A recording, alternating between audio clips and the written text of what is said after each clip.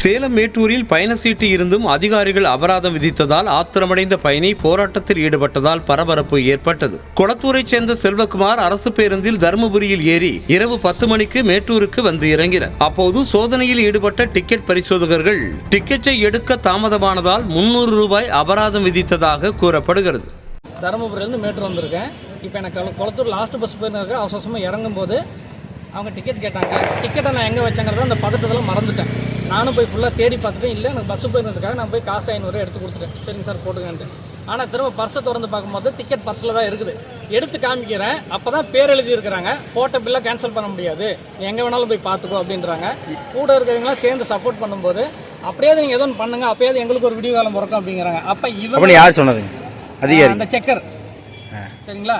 அப்போ இவங்க நைட்டில் வேலை பார்க்க சொன்னதுக்காக ஒருத்தரை வந்து நியாயமா நடக்கிறத கூட இவங்க வந்து ஏத்துக்க மாட்டாங்க. எவ்வளவு ஃபைன் போட்டுருக்காங்க? 300 ரூபா ஃபைன் போட்டுருக்காங்க. 500 ரூபா கொடுத்துட்டேன், மீதி 200 நான் திருப்பி வாங்க மாட்டேன், அதையும் நீயே வச்சுக்கோன்னு சொல்லிட்டேன். நான் கொடுத்தா 500 கொடு, இல்லைன்னா நீயே வச்சுக்கோன்னு சொல்லிட்டேன். டிக்கெட் இல்லாமல் இவங்க ஏற்றிட்டு வந்துடுவாங்களா அங்கேருந்து?